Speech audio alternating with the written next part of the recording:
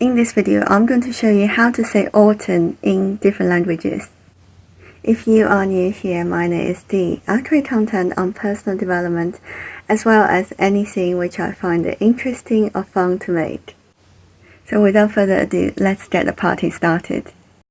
The first one we have is 秋天, which is autumn in Mandarin Chinese. There are two characters here, 秋天, 秋天. And what about autumn in Spanish?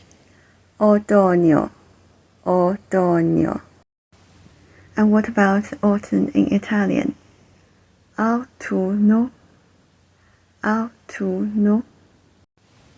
Now moving on to the next one, autumn in German. Der Herbst, der Herbst.